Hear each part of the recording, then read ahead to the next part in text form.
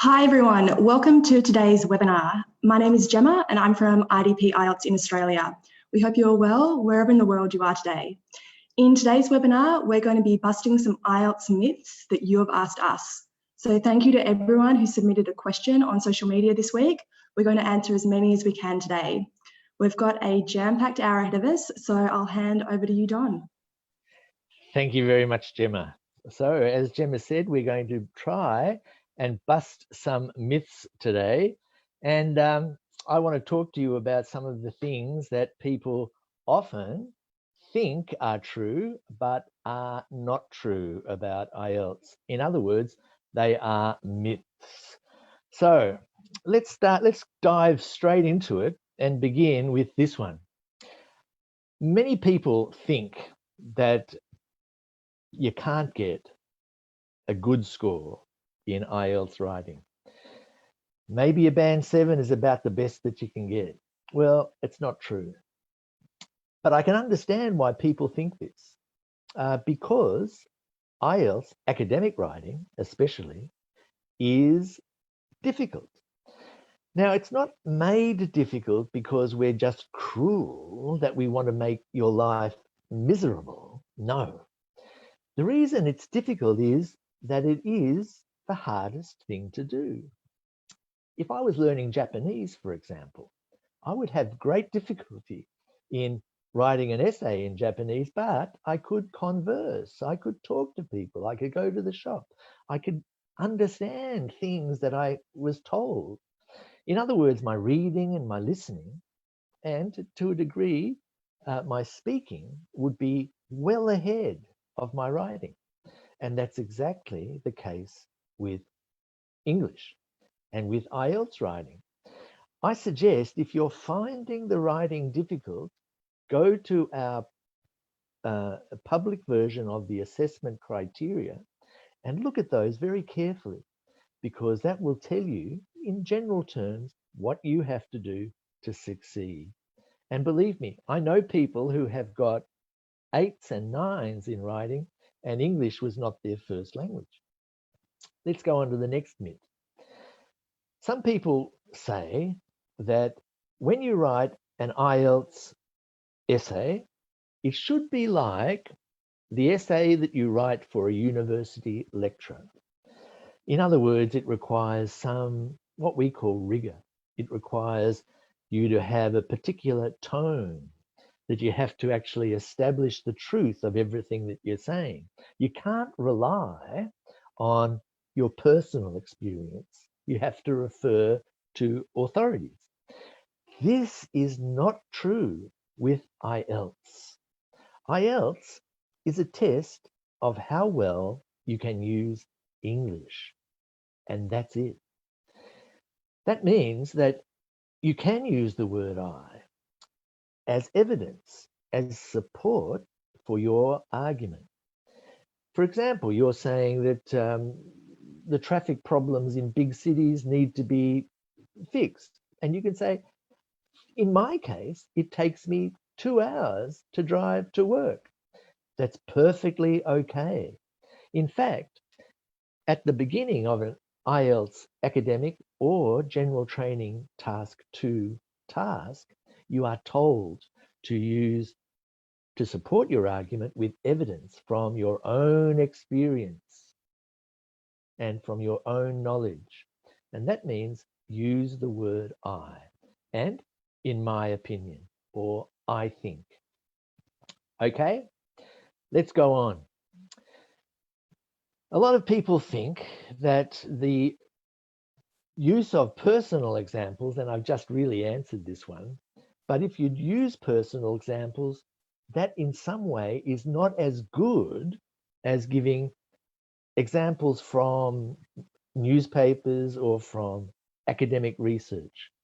Now, when you're given 40 minutes to write an essay without any resources, you really cannot rely on an expert. You can't say this was said by a doctor or this was said by a scientist.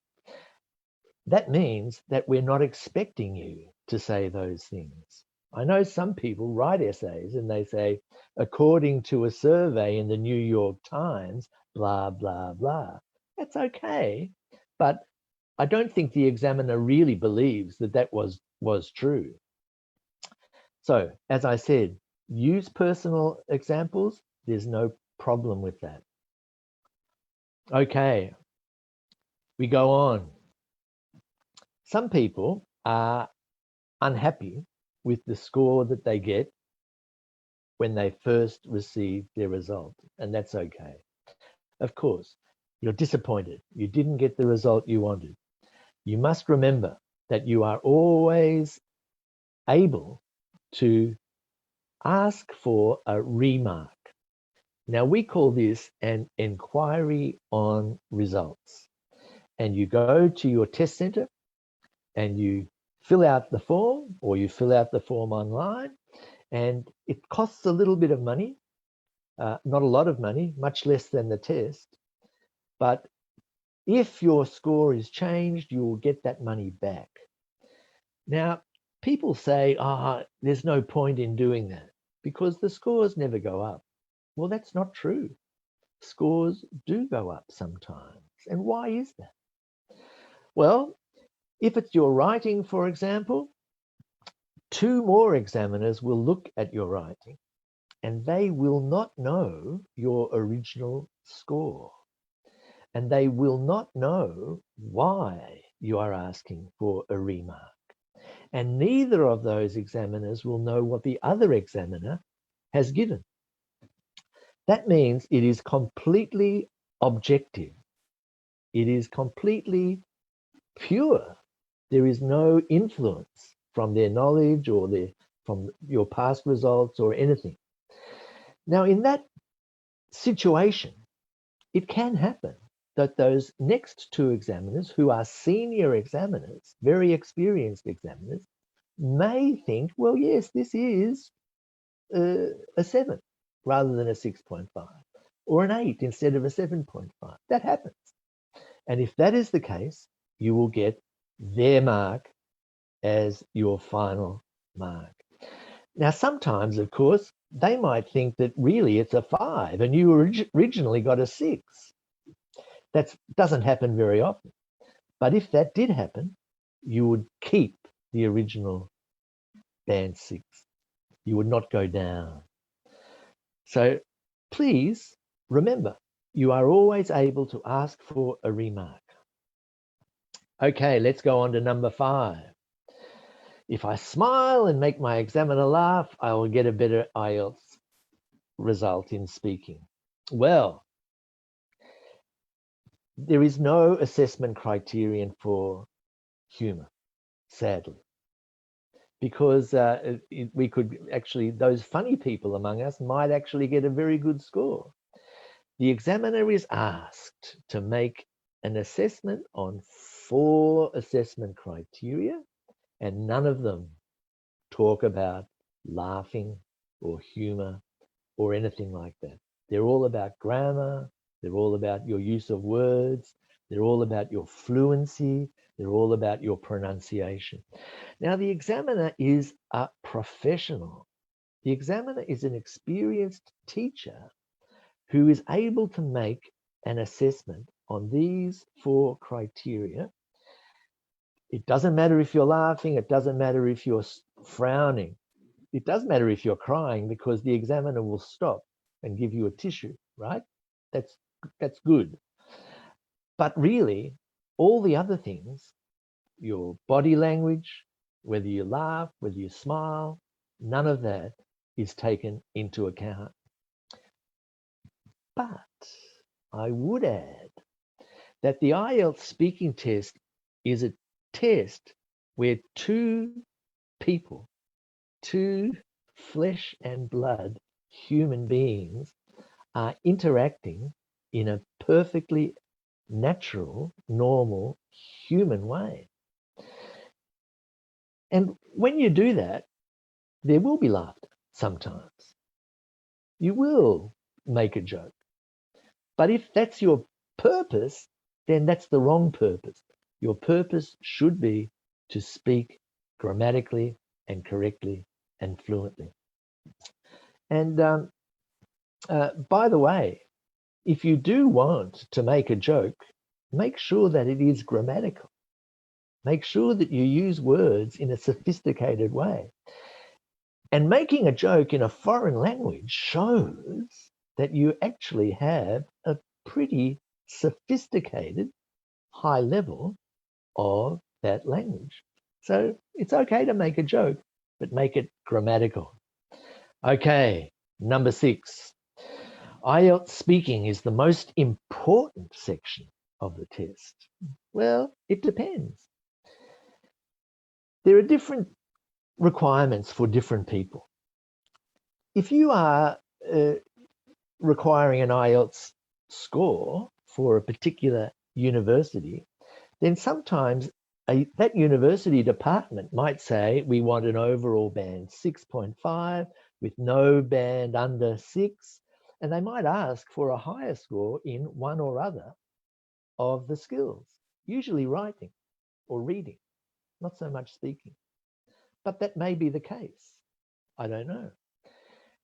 Your challenge, of course, is to inquire of the university and find out what are they requiring. But as a general rule, writing, reading, listening, and speaking have equal weight. Each of those is 1/4 of your overall mark. So speaking is an equal part of the test to writing, reading, and listening. Okay, we've done 6. Now we have a few more. IELTS reading seems to have become more difficult than it was in the past. Well, it hasn't. Cambridge produces the test, and they have produced this test for about 30 years. They have a huge bank of test items, and they compare these items, old items with new items, and new items are being produced all the time. And they are compared to older ones, and they are pre-tested. You may have done a pre-test. They are given to language schools and to other places, and they find out how well these questions perform, how hard they are for people, how easy they are for people. And the test is constructed so that there are some hard questions and some easy questions. And if perhaps one test is a little bit harder than another test, they will modify the scoring.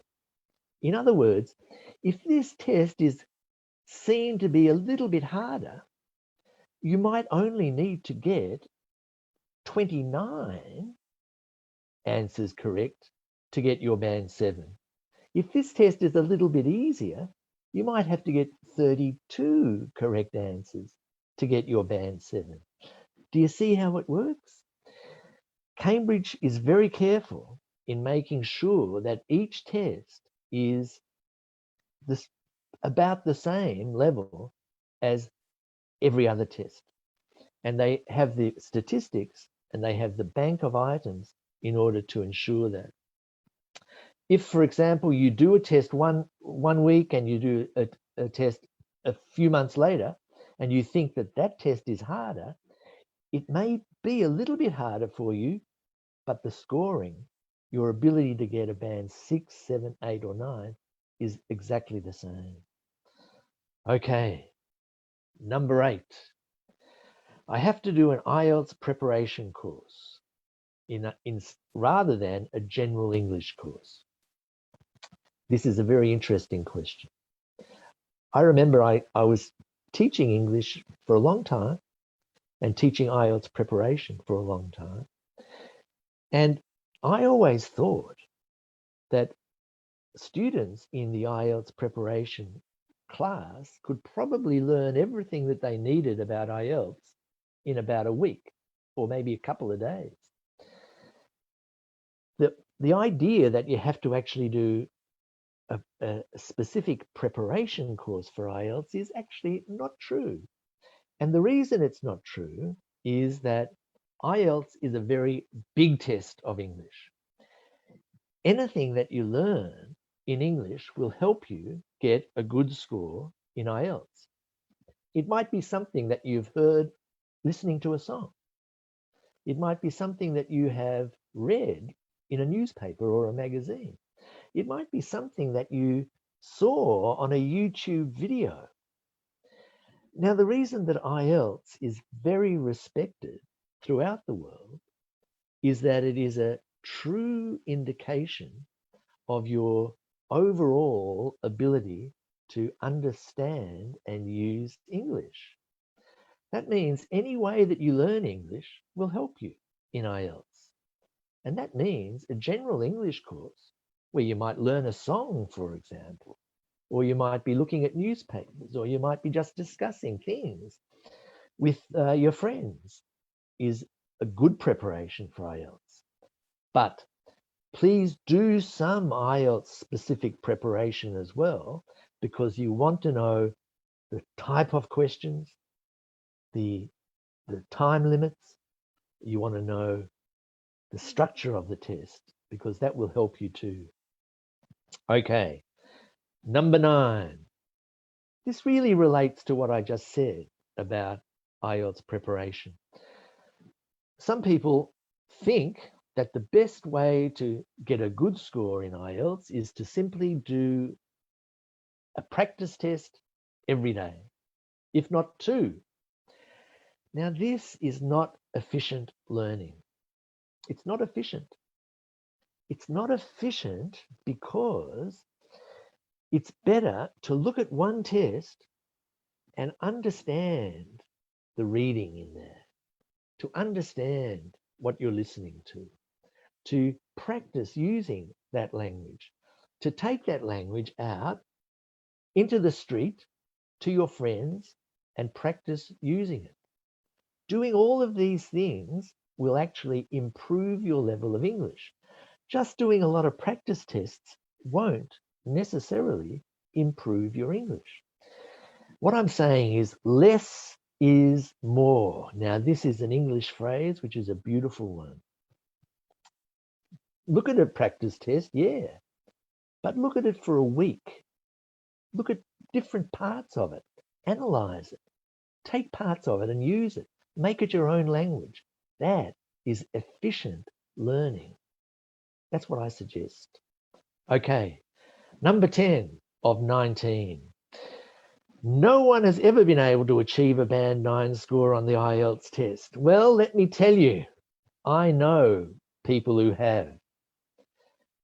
And in fact, I know people whose first language is not English and they have achieved a 9. In fact, one of these people, and I won't mention his name, is a good friend of mine, and he became an IELTS examiner. That's a true story. So it's not impossible. A native speaker of English very often will get a 9 for speaking and for reading and for listening. Sometimes they won't necessarily get a 9 for writing because their punctuation is not very good, or their spelling is not very good, or they don't answer the question very fully. But 9s are within your grasp if you keep working at your English. Number 11. The IELTS test is harder than other English proficiency tests. Well, for some people, it is. For some people, it's easier. It's another English phrase, horses for courses. Now, I could tell you a lot about horses. I could tell you a lot about courses. It just means that if you are a particular type of person, IELTS will suit you perfectly. If you are another sort of person, maybe it won't suit you as well. But that's the same for anything. The same for food, the same for music, you name it. The other thing to point out is that IELTS is a particular type of test that tries to score everybody from perfect English down to no English. That means it's attempting to place everyone who does the test on a scale. Now, this means that some of the questions in IELTS must be quite hard. In other words, some of these questions are designed for someone who has perfect English. So if you're a band 6 or 7 and you find this difficult question, relax. It's not for you. It's for that person who is a band 9. And that is the design of the test. Now, there are other tests where you simply pass or fail, which are level-based. They're based on a level. They're aimed at someone who is a band 5 equivalent or someone who's a band 7 equivalent. And you do a test like that, and you won't get those difficult questions. You'll just get a pass or fail. Do you reach that level or not? So there are different types of tests, and there are different types of people. So what can I say? If you find IELTS difficult, don't be discouraged, but realize that it's placing it has a validity, a truth that has been established over 30 years. And the other thing about it is it's recognized around the world. So persevere with IELTS is my message to you. Number 12, I don't need to do the test ever again. Phew. Once I've got the score that I need. Well, this may be true. You may never need to do the IELTS test once you get your band 6.5 or your 7 or your 8. But as I just said, IELTS is used for every purpose that a language test can be used for. It's used for professional registration if you're a doctor or a nurse or an accountant. It's used for immigration purposes. It's used for entry into universities. It's used to show an employer your level of English. Any purpose that an English language test can serve, IELTS can serve. That means a score in IELTS is very valuable.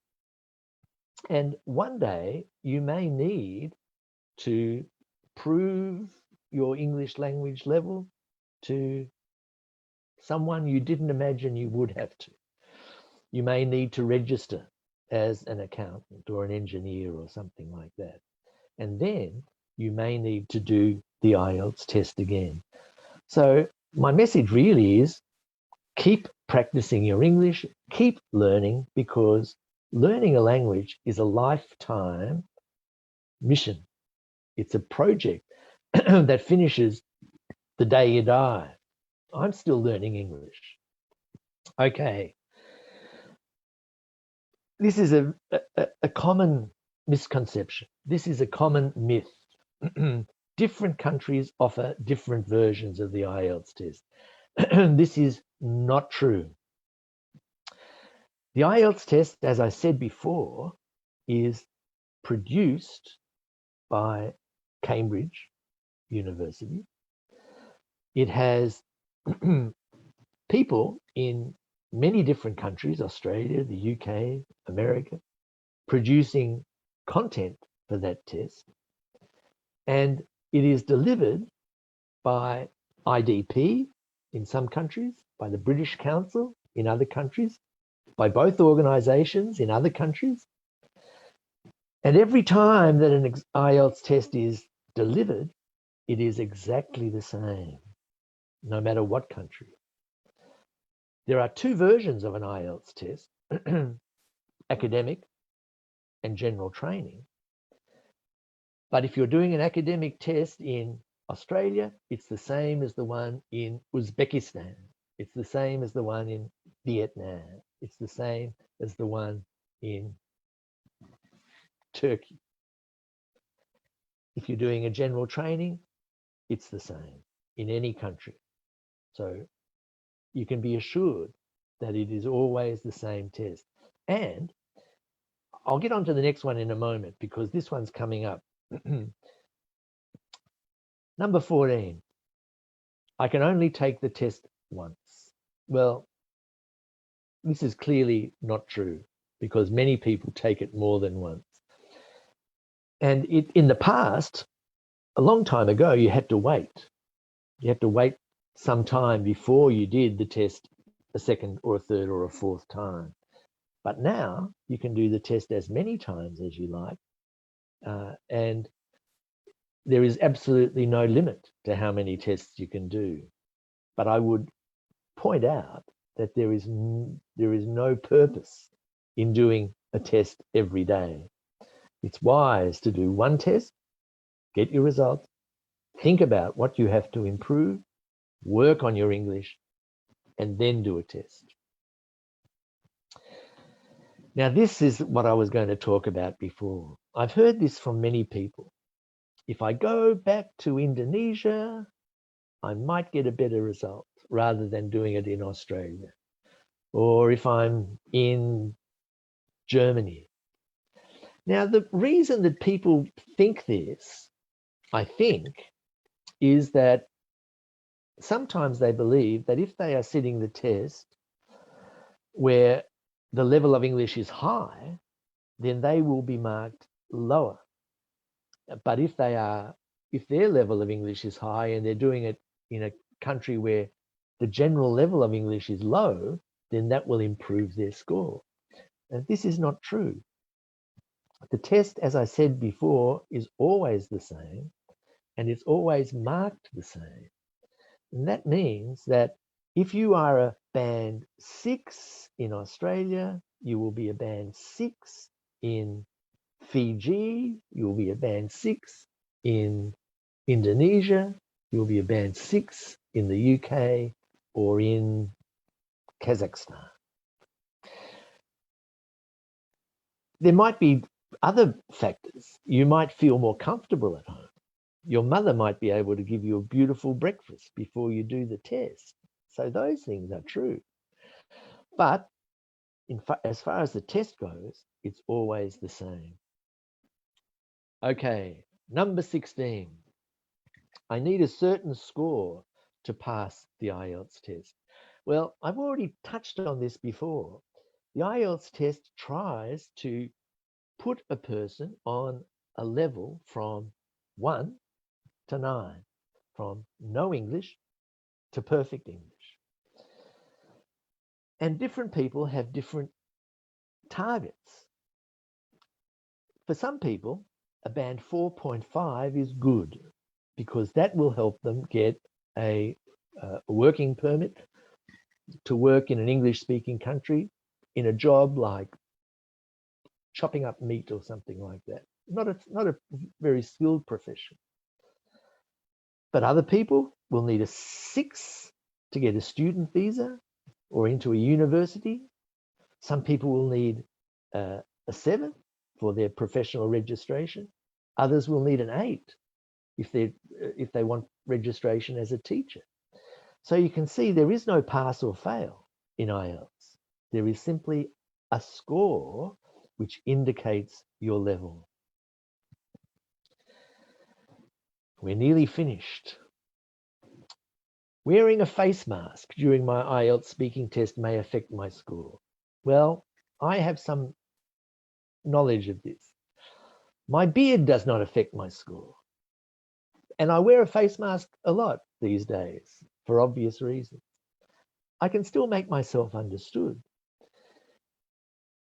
It might be wise to speak a little more clearly or more loudly through your face mask, but really think about it. Your speaking test, you are in a quiet room, not too far away from the examiner, and really the examiner can hear you, you can hear them.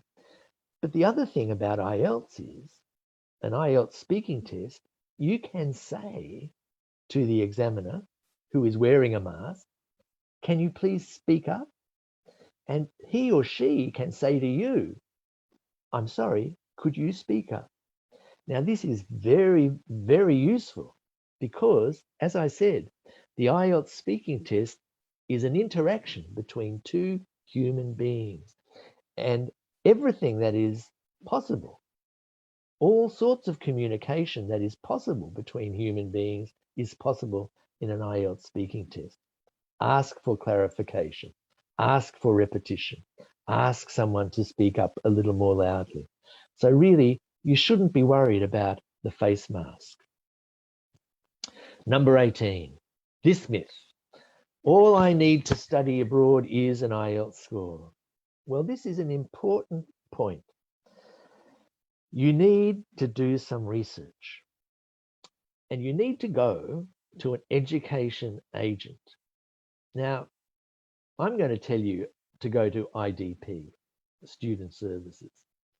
Not because I like IDP, but because IDP, well, I do, but because it is one of the biggest education agents in the world with 40 offices throughout the world, and they will give you advice for free. So go to the Student Services office at IDP in your city. There will probably be one there. And say, what do I need to study abroad? I want to go to this country. I want to do this course. There may be other things. They'll tell you what IELTS score you require. They may tell you that you need to get a medical check. They may tell you that you need to have a certain amount of money in the bank as well. There are lots of different things that you will need to study abroad. But the IELTS test, of course, is an important part of that. And finally, myth number 19, the one I've been looking for. Marks are deducted in reading and listening if the answer is wrong. Now, some tests are like this. If you give the wrong answer, they'll take a mark off. This is not what we do in IELTS. My advice to you is to answer every question. Answer every question in the reading, answer every question in the listening. Even if you don't know very much about the subject, write as much as you can. No, well, not as much as you can, but the right number of words in the writing, and speak as fully as you can in the speaking test. In the reading and listening, sometimes you will get to question number 35 and you'll have 1 minute left. That means you have 5 questions to answer. Just guess. True, true, true, true, true. That's what I would suggest, because you won't have a mark taken away and you might just get a couple of extra correct answers. That's okay. That's test taking skills 101. Okay, that is the end of the myths, Gemma, and I'm very happy now to take some questions if you have any. Thank you, Don, for helping us bust so many myths. Someone in the chat box has actually written, Don Oliver is brilliant. Now, is that an IELTS myth or is that true? Well, that's one of, that's, well, look, if you ask my wife, you would get a different view, but I think it's pretty close to the mark. No, thank you for answering all those questions tonight. We've had a lot more come in. Alrighty, so let's go straight into it. Someone's written, Don, I'm an IELTS coach, and recently I felt that some of my test takers are scoring 6.5 in their writing when they used to score higher. What do you think of this? Well, as I said before, the test has not got harder. The writing is always marked by 2 people who do not know what the other is giving, what score they're giving. It's the markers will not know the purpose or the nationality or the sex of the candidate either. In all of the things that we can possibly do to make it as objective as we can, we do. And the markers are using the same assessment criteria that they have used for many years. That has not changed either. The interpretation has not really changed either. And so there is no reason why a person should get a lower mark than they did before. So this is, I think this is a myth, this one. Mm-hmm. Great, thanks for clarifying that one. All right, here's a really good question. According to the band descriptors, less common words should be used in writing. Do less common words mean difficult words? Well, a difficult word for one person is not a difficult word for another person. So I don't think we should use the word difficult. As your questioner said, the word uncommon is used in the assessment criteria. And so it really just means a word that is, we use the word low frequency. It's not a word that you hear every day on the TV or at the supermarket. But it doesn't have to be a very complicated or difficult word or a long word. No. I'm trying to think of a word like infrastructure, for example, or amenities. If we're talking about, if we're writing a piece about cities and the development of cities, we might talk about things like that. But we might talk about urban transport. We might talk about people who commute. Now, those words are not particularly difficult, but they are less common than words like go or buildings or something like that. So really, I can't give a proper answer to that, but my message probably would be make vocabulary building a part of your regime. And that means always keep a booklet of new words, how to use them, words in a sentence, and revise them continually, know how to spell them and use them. And the more you use these words, in fact, the less difficult they will become, the less uncommon they will become, and the better you will do in your writing and speaking. That's a really great tip. Now, here's an interesting question as well. We get a lot of questions about whether it's appropriate to write tests all in capital letters, but this person has asked, can they use capital letters in the computer-based test? That is a very, very good question. Look, I'll have to, in the writing, in the pencil and paper test, they can. There's no problem with that. And in fact, I would recommend someone whose writing is not very clear to use capital letters, all capital. And I am assuming that it's exactly the same for the computer delivered test. Do you know, Gemma? Can you help me with this one? I don't know. We might need to clarify this one in the comments later on. Yeah, I think maybe we could put some clarification out, but my first instinct is to say that the computer test is exactly the same as the pencil and paper test in virtually every respect, apart from being delivered on a computer. So I would assume that all capital letters are okay on the computer test as well. Great. We will follow that one up though, and we'll leave a comment in the Facebook video for this. Alrighty, someone has asked, what will happen if I type more than 300 words in the writing task? The examiner will read every word and there's no problem. But if you write 300 words, that's probably the upper limit, I think, because for the simple reason, the more words you write, the more opportunity there is for you to make a mistake, the less focus you will probably have on answering the question directly, and the less time you will have to check your work. So for those three reasons, I would suggest that you limit your task 2 writing to about 260, 270 words, and your task 1 to about 160, 170. Because the more you write, the more chance there is to make a mistake, the less time you have to check your work.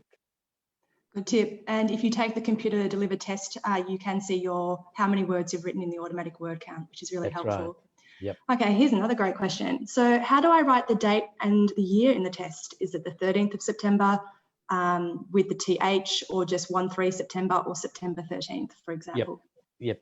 there are many conventions for writing dates. There are American conventions, there are British conventions, there are the eighths or just 8.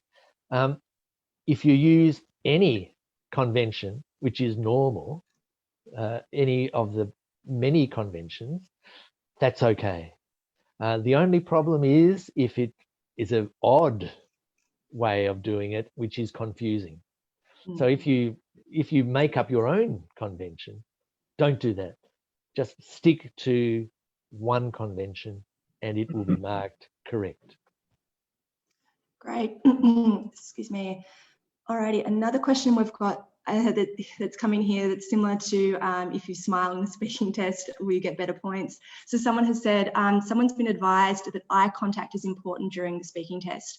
However, there is no criteria in the band descriptors for this. Can you please clarify? Yep. The examiner is asked to keep eye contact. The examiner, and it's because, as I said, the speaking test is 2 human beings interacting as human beings do. And the examiner is asked to indicate, to show their interest and their engagement.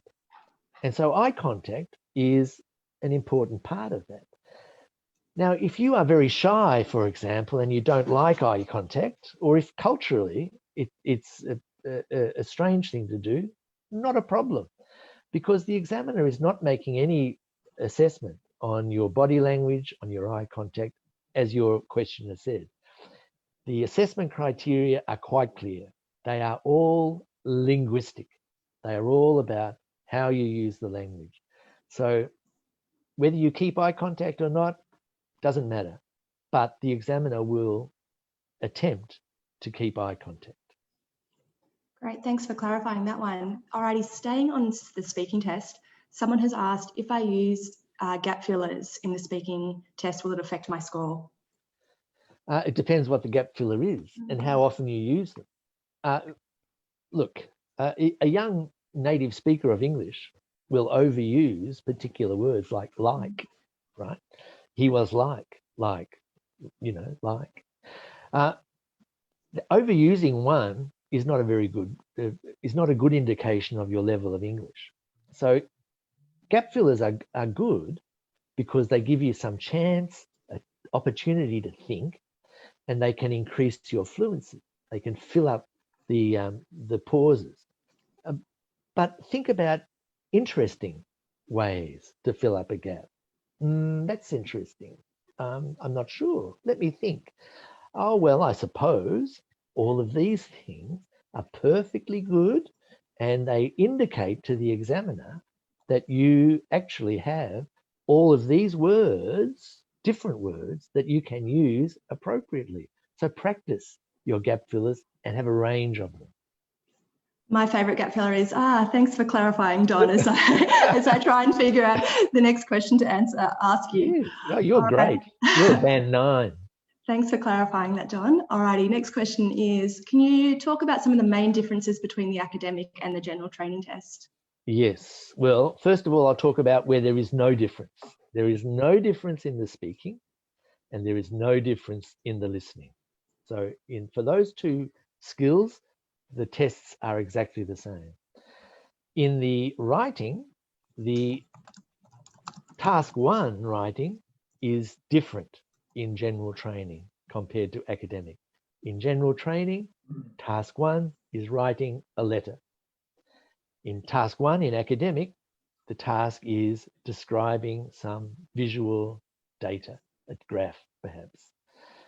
In the reading, the academic reading is 3 passages of about 900 words each, about 2,500 words in total. And they have not that academic, but things of general interest. In the general training reading, there might be 6 different sections that are shorter, but the total words are much the same as the academic. And the reading that you have to do in the general training will be about things like jobs or about everyday life. It might be advertisements or something like that. Could be a list of rules that you have to read and answer questions about. So the focus in the academic reading is a little bit more academic and longer texts. The focus in the general training is less academic, more about work and things like that, and shorter texts. And they are the differences. Lovely, thanks for that explanation. Okay, so we're almost at time, but we'll just take one more question. So someone has asked here, I'm taking the paper-based test. What's the best tips to count my words so it won't take too long and be too stressful? Yeah, well, if you've written, and I'm sure this person has done some practice tests, and they should know that their 250 words amounts to something like, I don't know, something like 25 lines. Yeah, so something like 10 words in a line. Well, if they get to 25 lines, they can be pretty confident that they have written enough. So they don't have to count every word. They have to be just approximately there. So I wouldn't worry too much about length. If they've practiced writing 250 words for task 2, 150 words for task 1, they should have a pretty fair idea of whether they're around that mark. So I wouldn't even waste time counting every word. Great, thanks for that tip. Alrighty, Don, we might wrap it up there tonight. You have answered a lot of questions for us, so thank you so much for that. My pleasure. I will do a shout out for our next webinar. Don is taking a much deserved break. So our next webinar will be on Thursday, the 22nd of October. It will be an IELTS Speaking Masterclass with another IELTS expert, Tina. She'll be joining us. If you missed any part of this webinar, you can watch it again on Facebook. And if we haven't answered your questions today, we'll try and get round to them in the comments. So thanks again, Don, for joining us. Enjoy a break for the moment. We hope to have you back soon. Okay, Lovely. thanks, Gemma. Bye-bye, everybody. Everyone. Bye.